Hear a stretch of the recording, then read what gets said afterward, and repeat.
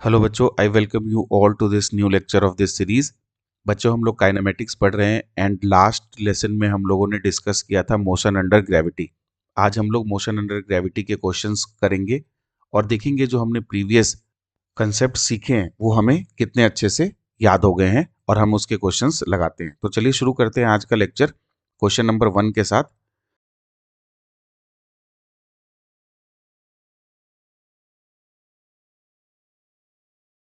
सो बेटा, हमारा question number 1 है, वो कह रहा है a ball is thrown upward from the top of a tower 40 metre high with a velocity of 10 metre per second.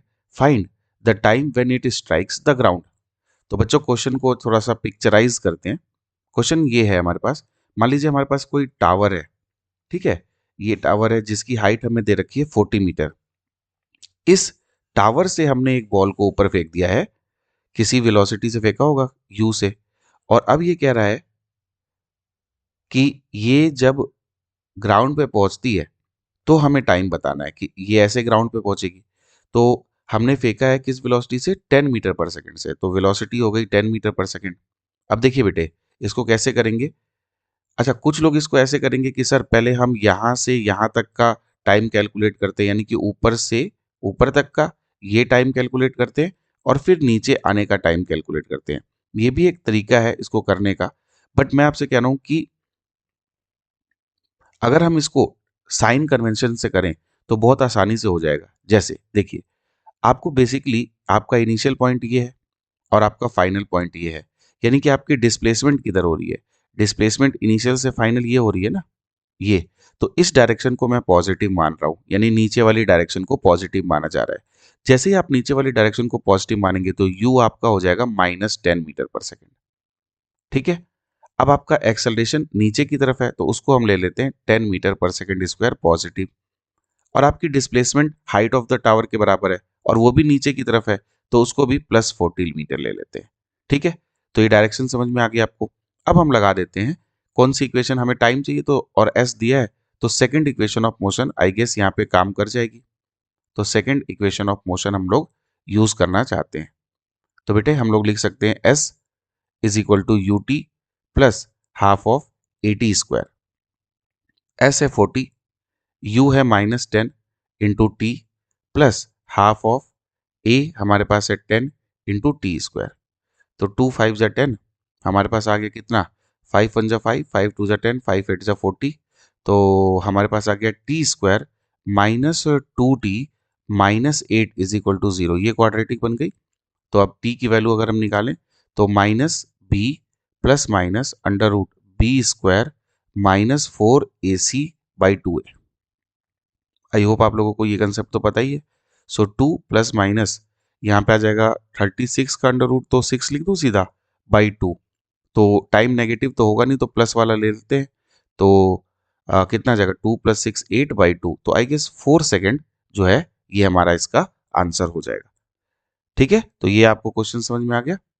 चलिए बच्चों, पढ़ते हैं अपना नेक्स्ट क्वेश्चन। नेक्स्ट क्वेश्चन कह रहा है if a body travels half of its total path in last second of it fall from rest, find the time and height of its fall. तो चलिए इस क्वेश्चन को पिक्चराइज करते हैं। सबसे पहले हमारे पास कोई हाइट है h, ठीक है।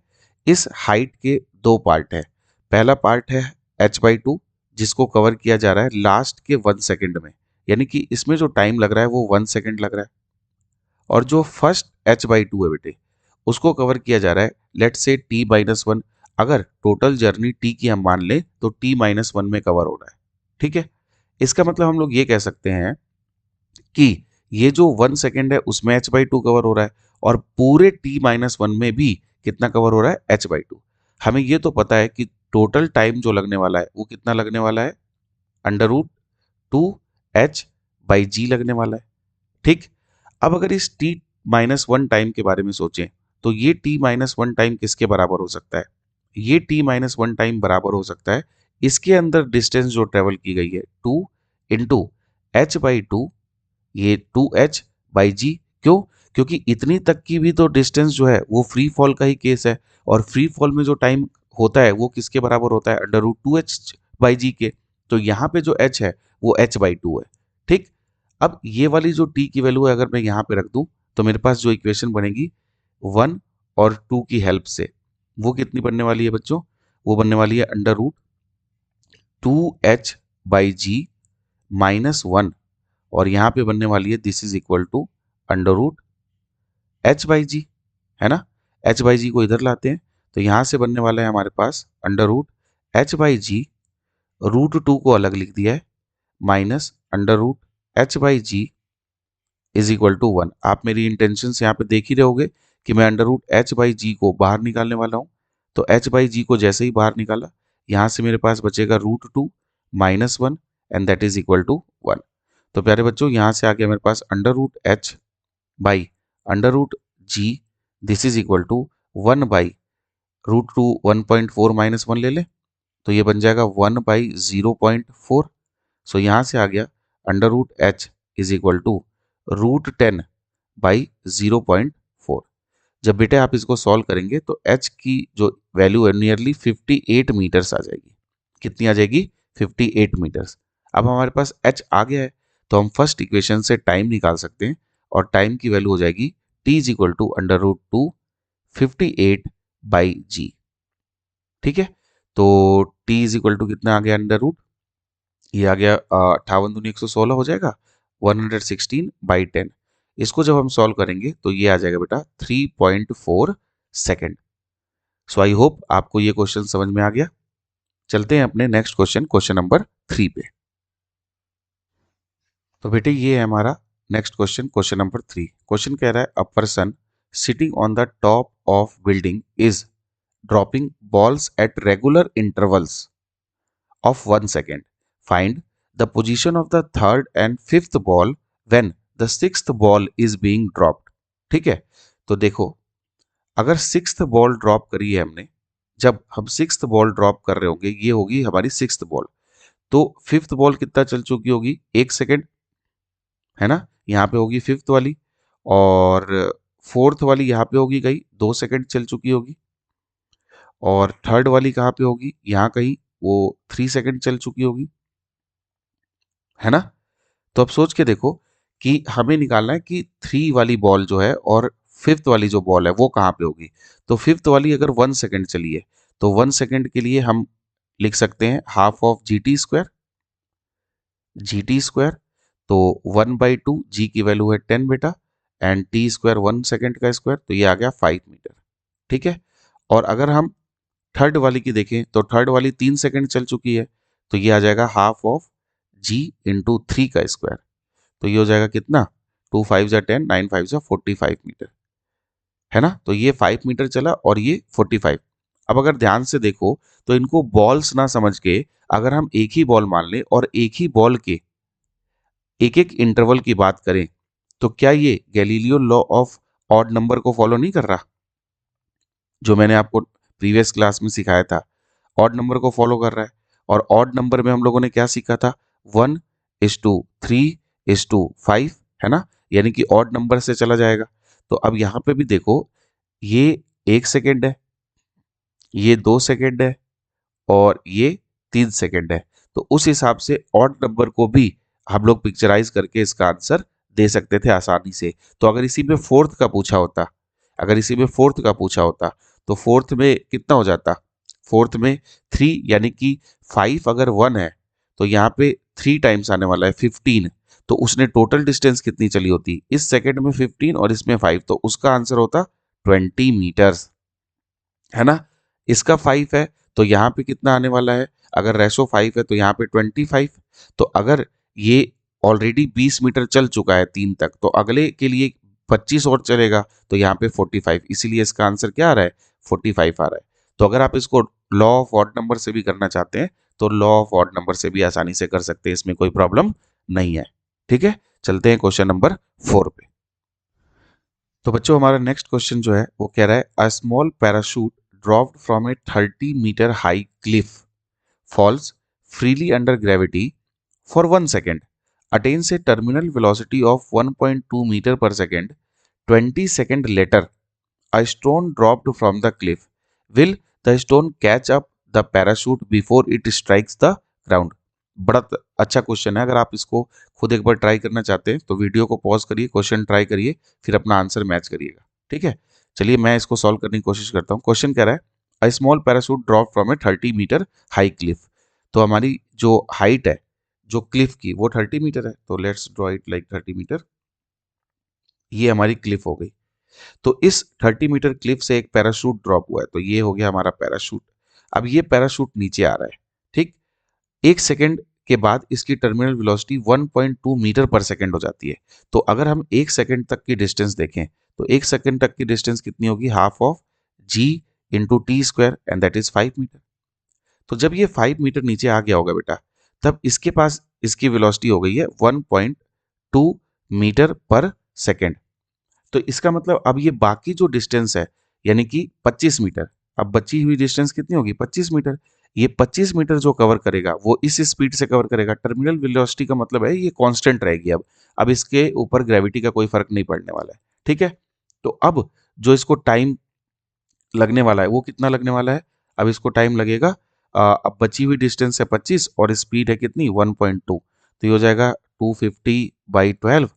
तो 12×2 = 24, 0 और कितना हो जाएगा ये 24 8 है ना। तो 20.8 और 4 सेकंड के आसपास ये आ गया हमारा टाइम, ठीक। तो इसको जो टोटल टाइम लगा वो कितना लगा बेटा, 1 सेकंड तो ये 5 मीटर के लिए और 20.84 इसके लिए, तो 21.84 सेकंड ये हमारा आ गया टोटल टाइम, जिसमें पैराशूट जो है वो ग्राउंड को टच कर जाएगा। अब सोच के देखो स्टोन के बारे में।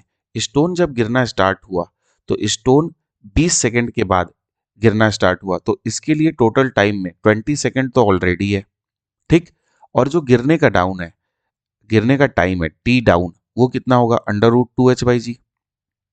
इसको सॉल्व करते हैं, √2h, h की वैल्यू हो गई हमारी 30/g। तो ये हो गया हमारे पास कितना, √6 हो जाएगा 2.4। तो ये 2.4 हो गया, तो हमारे पास आ गया टाइम इज इक्वल टू 22.4। तो इसका मतलब ये है बेटे कि जब ये ग्राउंड पे पहुंचेगा स्टोन, है ना, तो समय में कितना टाइम हो चुका है, कितना बज रहे हैं 22.4 सेकेंड। लेकिन आपका पैरासूट तो 21.84 सेकेंड पे ही ग्राउंड को टच कर गया है। इसका मतलब कि इसने क्या पूछा था, कैच कर पाएगा, नहीं। तो stone will not catch, will not hit और कैच, विल नॉट हिट और कैच द पैराशूट, है ना बेटा। ये पैराशूट को ना तो हिट कर पाएगा ना ही कैच कर पाएगा। क्यों, क्योंकि इसके पहुंचने का टाइम जो है वो उससे ज्यादा है। वो पहले ही 21.84 सेकेंड में पहुंच गया है और ये 22.45 पे पहुंचने वाला है। तो लगभग लगभग आप समझ रहे हो, मतलब कुछ अंतर आ गया इसमें टाइम का, है ना। तो इसलिए ये नहीं उसको टच कर पाएगा। चलते हैं नेक्स्ट क्वेश्चन। अगला जो क्वेश्चन है बेटा ये भी बड़ा इंटरेस्टिंग क्वेश्चन है और कई कंपटीशन एग्जाम्स में पूछा जा चुका है। A ball is thrown vertically upward under gravity, it reached at the same point during upward and downward journey at time t1 and t2 respectively, the total time of journey and the initial speed of the ball. So बच्चों इसको समझने की कोशिश करो कि मान लो आपने यहाँ से एक बॉल फेंकी थी। तो अगर जब आपने यहाँ से एक बॉल फेंकी कितने टाइम कितनी स्पीड से, यू से, तो जब ये ऊपर जा रहा था तो यहाँ पे कोई पॉइंट पी होगा, ठीक है।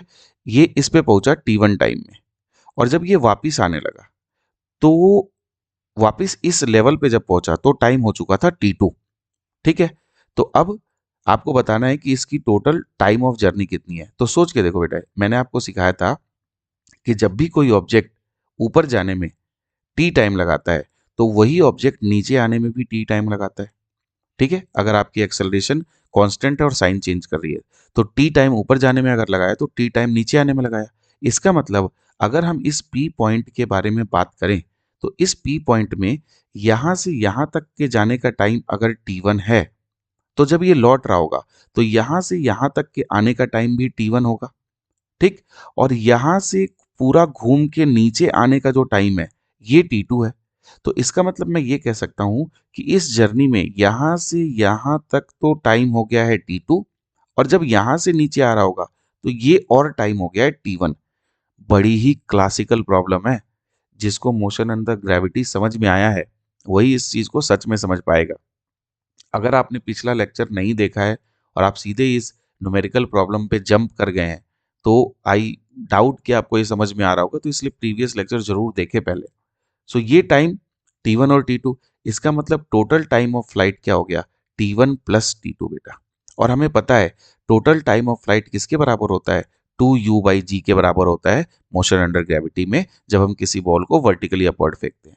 तो यहां से हमारे पास u की वैल्यू आ गई बेटे g इंटू में T1 प्लस T2/2। और हमसे यही पूछा गया था, what is the initial speed of the ball, तो ये आ गया हमारे पास। और जो टाइम लग रहा है वो हमारे पास T1 प्लस T2 के बराबर, तो ये दोनों आंसर है। हमसे ये भी पूछा जा सकता है कि what is the let's say this height of the point P, कि भाई इस पॉइंट की जिस पर वो दो बार सेम लेवल पे आ रहा है, वो लेवल कितना है ना, वो हाइट निकालने की कोशिश करें। तो मान लो ये हाइट h है, तो h की जो वैल्यू होगी वो किसके बराबर होगी, u इंटू T1 के बराबर होगी, है ना। और u हमारा कितना आ चुका है बेटा, अच्छा नहीं u T1 नहीं, और हाफ ऑफ g T1 भी तो होगा, minus half of g into T1 का स्क्वायर। तो रखते हैं h की वैल्यू आ जाएगी u T1, ऐसे ही रखते हैं, अच्छा u रख दें अपन, तो u की वैल्यू है g/2 T1 प्लस g/2 खोल दिया मैंने ब्रैकेट, इंटू में T1 है हमारे पास, तो ये u रख दिया, half of g into T1 का स्क्वायर। तो अब हम यहाँ से देखें, तो यहाँ से आएगा हाफ ऑफ g T1 का square plus half of g T1 T2 minus half of g T1 का स्क्वायर, ये कैंसिल आउट हो गए। तो ये जो हाइट आ गई बेटे हमारे पास, वो कितनी आ गई, half of g T1 into T2। तो जब ये पार्टिकल ऊपर गया है, तो ये लेवल, जिस लेवल पे ये दो बार इस टाइम पे पहुंच रहा है, इस लेवल की हाइट हमने निकाल ली है बेटे, और ये हाइट आई है h is equal to half of g T1 into T2। अब मैं आपसे जानना चाहता हूं कि अगर मैं आपको होमवर्क दूं, तो मैं आपसे पूछना चाहता हूं कि ये जो जिस लेवल पे ये दो बार आ रहा है, इस लेवल पे पार्टिकल की वेलोसिटी क्या है, what is the velocity of the particle at this level. और आपका आंसर g इंटू T1 और T2 के टर्म्स में ही आना चाहिए, क्योंकि क्वेश्चन में T1 और T2 ही हमें पता है। तो जब भी ऐसे जनरल क्वेश्चन आते हैं, तो उसमें हमारा जो आंसर होता है वो जनरल जो वैल्यूज दी होती हैं उन्हीं के टर्म्स में आना चाहिए, जो हमने निकाली है बाद में उनके टर्म्स में नहीं आना चाहिए। तो T1 और T2 के टर्म्स में इस पॉइंट P पे जिस लेवल पे वो दो बार पहुंच रहा है, उस लेवल पे आपको बताना है कि पार्टिकल की वेलोसिटी क्या है, ऊपर जाते वक्त भी और नीचे आते वक्त भी। तो इसको कमेंट सेक्शन में कमेंट करें, कमेंट योर आंसर। ठीक है बच्चों, अब हम लोग चलते हैं अपने नेक्स्ट क्वेश्चन, क्वेश्चन नंबर 6 पे। ये क्वेश्चन भी बहुत ही अच्छा क्वेश्चन है। क्वेश्चन कह रहा है, water drops are falling at regular intervals from a water tap which is at a height 5 meter from the ground. When the third drop was just leaving the tap, the first one was striking the ground. Find the position of the second drop with respect to ground. तो इसको जरा picturise करते हैं। तो let's say ये हमारा tap है, बहुत ही, ये हमने टैप बना दिया, ठीक है। तो ये टैप है हमारे पास, और इस टैप से पानी जो है वो गिर रहा है, और वाटर ड्रॉप्स जो हैं वो रेगुलर इंटरवल पे गिर रही हैं। तो ये रेगुलर इंटरवल पे वाटर ड्रॉप्स गिर रही हैं बेटा। अब ये जो पहली ड्रॉप है, ये पहली ड्रॉप जब ग्राउंड को स्ट्राइक कर रही थी, तब तीसरी ड्रॉप जस्ट लीव कर रही थी, तो ये थर्ड ड्रॉप लीव कर रही है, ठीक है। अब ये कह रहा है सेकंड ड्रॉप बताइए कहाँ पे है, ये हमारी सेकंड ड्रॉप हो गई। तो अगर हम इसको सोच के देखें बेटा, तो पहली ड्रॉप सोचो जब चली होगी तो 5 मीटर हाइट से चली होगी। तो अगर पहली ड्रॉप के बारे में बात करें, फर्स्ट ड्रॉप के बारे में, तो ये जो फर्स्ट ड्रॉप है बेटा, इसकी इनिशियल वेलोसिटी 0 होगी, और ये कितना नीचे आई है, ये 5 मीटर नीचे आई है। अगर ये 5 मीटर नीचे आई है, तो इसको टाइम कितना लगा होगा, t is equal to √2h/g। तो ये हो जाएगा √2, h की वैल्यू 5/10, 10/10 1, तो 1 सेकेंड। तो इसका मतलब बेटा जब ये फर्स्ट बूंद नीचे गिरी है, तो 1 सेकेंड हो चुका है। अगर 1 सेकेंड हो चुका है और इस 1 सेकेंड में 3 बूंदें आ गई हैं हमारे सामने, इसका मतलब कि ये वाला जो इंटरवल होगा, अगर ये रेगुलर इंटरवल है तो ये हाफ सेकेंड का इंटरवल होगा, और ये वाला जो इंटरवल होगा ये भी हाफ, क्योंकि इन दोनों का सम 1 होना चाहिए और ये दोनों इंटरवल सेम होने चाहिए, तो हाफ और हाफ होगा। अगर ये हाफ और हाफ है, इसका मतलब जो सेकंड ड्रॉप है उसके लिए अब हमें तीन चीजें पता चल गई हैं। क्या क्या? एक, इनिशियल वेलोसिटी जीरो थी सेकंड ड्रॉप की भी, और इसकी जर्नी जो है ये हाफ सेकंड की है, और इसका जो एक्सेलरेशन है वो 10 मीटर पर सेकंड स्क्वायर यानी कि जी है। तो सेकंड ड्रॉप के लिए अगर हम लोग देखें डिस्टेंस कितना ट्रेवल किया या डिस्प्लेसमेंट, तो वो half of g t square हो जाएगा। तो half of g t square कितना होगा? Half of g 10 into t square 1/4, यानी कि 5/4। 5/4 कितना हो जाएगा? 1 चार एकम चार, दो 10, चार दुनिया 8, चार पंजे 20, 1.25 मीटर। यानी कि ये जो सेकंड ड्रॉप है बेटा, ये हाइट से 1.25 मीटर नीचे आ चुकी है। तो ये ग्राउंड से कितनी ऊपर होगी? 5 माइनस 1.25, दैट इज 3.75 मीटर। ठीक है। तो what is the position of the second drop हमसे पूछा गया है। So the position of the second drop from the ground is h, that is 3.75 metre I guess. ठीक है बच्चों, तो यही हमारा आंसर हो जाएगा। तो आई होप ये क्वेश्चन अच्छा था ना, बढ़िया क्वेश्चन था। इसी क्वेश्चन को अगर तुम लोग ना आ, एक जनरल वे में सॉल्व करना चाहते हो, जनरल वे का मतलब है कि मान लो कोई एच हाइट है ना, एच हाइट है और ड्रॉप्स गिर रही हैं, ये ड्रॉप्स गिर रही हैं, तो आप बताइए कि जब nth ड्रॉप निकल रही होगी, है ना, nth ड्रॉप को ऊपर ले लेते हैं ना, जब nth ड्रॉप निकल रही है, फर्स्ट ड्रॉप ग्राउंड को हिट कर रही है और nth ड्रॉप निकल रही है, तो rth ड्रॉप कहाँ पे है? मस्त क्वेश्चन बन गया ना। rth ड्रॉप कहाँ पर है? और अब इसमें जब n की वैल्यू रखोगे तो इस क्वेश्चन के हिसाब से 3 रख देना, और r की वैल्यू रख दोगे तो इस क्वेश्चन के हिसाब से 2 रख देना। जनरल हाइट h ले लो, h की वैल्यू जब 5 रखोगे तो तुम्हारा आंसर इससे मैच करना चाहिए, तो तुम्हें ये पता चल जाएगा कि तो जो तुमने जनरल आंसर निकाला है वो सही निकाला है कि नहीं। I hope you are getting my point. तो इस क्वेश्चन को जनरल वैल्यूज के लिए जरा सॉल्व करो और उसमें एन, आर और एच की वैल्यू रखो, तो देखो तुम्हारा आंसर मैच कर रहा है तो तुमने सही किया है, नहीं मैच कर रहा है तो कमेंट सेक्शन में कमेंट करो, तो मैं ये क्वेश्चन भी अलग से नेक्स्ट लेक्चर में डिस्कस कर लूंगा। लेकिन ये करना ट्राई जरूर, यही सब क्वेश्चन जो है आपके कंसेप्ट खोलेंगे इन चैप्टर्स में। ठीक है, चलते हैं नेक्स्ट क्वेश्चन पे, क्वेश्चन नंबर 7। तो ये है बेटा हमारा क्वेश्चन नंबर 7। क्वेश्चन कह रहा है a parachute is going upward with an acceleration of 10 metre per second square. A stone is dropped after 1 second, then find the time after which the stone will strike the ground. तो देखिए ये हमारा parachute है, let's say, ठीक है। वाह, इस parachute में से एक स्टोन को ड्रॉप किया गया है, कब? 1 सेकंड के बाद। तो अगर हम 1 सेकंड की जर्नी इसकी देखें तो ये पैराशूट कितना चला गया होगा ऊपर, ये हाइट देख लेते हैं। ये हाइट कितनी होगी? पैराशूट जब यहाँ पहुंचा होगा ऑब्वियसली स्ट्रेट लाइन में चल रहा है, ऐसे नहीं चल रहा है डायगोनली, ये तो मैंने बस पिक्चराइज करने के लिए ऐसे बनाया। तो ये हाइट कितनी हो गई होगी जब ये यहाँ से पहुंचा होगा? तो ये हाइट हो गई होगी half of acceleration, that is 10 into t square 1। तो 5 मीटर की हाइट पे ये पहुंच चुका है। अब 5 मीटर की हाइट पे ये पहुंच गया है तो इसकी वेलोसिटी उस समय कितनी हो चुकी होगी? v equal to u plus a t, u plus a into t, t है 1 सेकेंड, तो इसकी वेलोसिटी हो चुकी होगी 10 मीटर पर सेकेंड, क्योंकि यू तो जीरो है। यू जीरो है क्या? हाँ, यू नहीं दिया है, बस अपवर्ड एक्सेलरेशन दी है, तो 10 मीटर पर सेकेंड। तो बेटा अब देखो जब ये पैराशूट से ये बॉल ड्रॉप करेगी, ठीक, तो जब भी किसी चलती हुई चीज से कोई चीज ड्रॉप करती है तो वो उसकी वेलोसिटी लेकर निकलती है, यही मैं इस क्वेश्चन में आप लोगों को समझाना चाह रहा हूं। तो इस पैराशूट से जैसे ही ये बॉल आप ड्रॉप करोगे तो एक्चुअली वो जीरो से नहीं गिरेगी, उसकी velocity initially 10 metre per second मानी जाएगी। कितनी मानी जाएगी? 10 मीटर पर सेकंड। और उसके ऊपर एक एक्सेलरेशन भी लग रही होगी जो कि 10 मीटर पर सेकंड स्क्वायर लग रही होगी।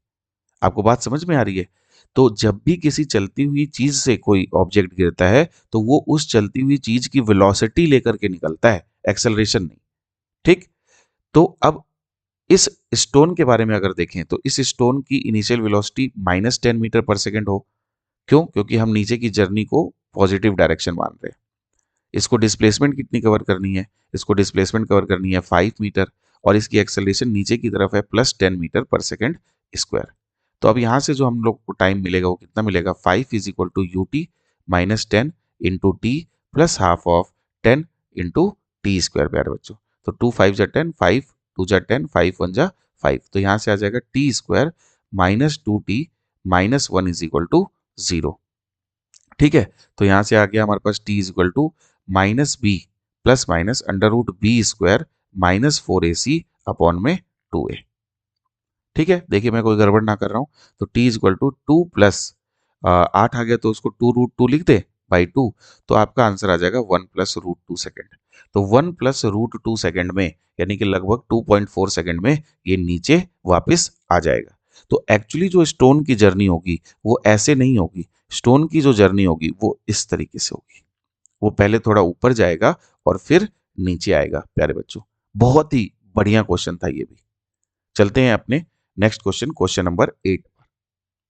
क्वेश्चन नंबर 8 कह रहा है a particle is dropped under gravity from the top of the tower, it covers 36% of the total height in last second before striking the ground, the height of the tower. सोचो, ये तो पहले question जैसा हो गया ना, क्योंकि last second वाली बात कर रहा है। तो सोचो अगर टोटल जर्नी कितनी थी, एच की थी, तो इसने 36% ऑफ द टोटल हाइट यानी एच का 36%, तो एच का 36% ये हो गया, ये 1 सेकेंड में कवर किया है, तो बचा कितना होगा 64%, 64 एच बाई 100 ये कवर किया होगा टी माइनस 1 सेकेंड में, इसको ड्रॉप कराया गया है। तो इसने पूछा क्या है, हाइट ऑफ द टावर पूछी है।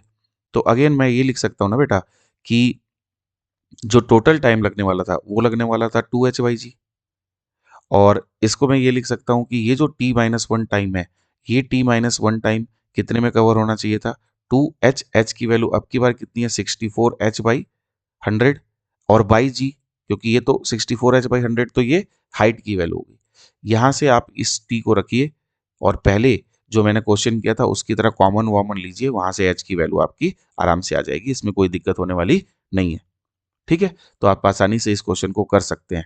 इसका जो आंसर है ये कमेंट सेक्शन में कमेंट करिए।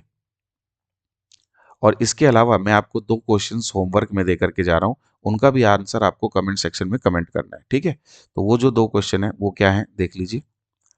पहला जो क्वेश्चन है क्वेश्चन नंबर 9 है ना, ये क्या है, क्वेश्चन नंबर 9 कह रहा है a ball is dropped into which the water level is at a depth h below the top, the speed of the sound is c, then the time after which the splash is heard. तो किसी कुएं में कोई कुछ पानी होएगा depth H height पे या एच डेप्थ पे, तो आप जब एक स्टोन को ड्रॉप करेंगे तो वो स्टोन जाएगा उस पानी में गिरेगा, फिर उस एक स्प्लैश साउंड जो है वो आप तक पहुंचेगा।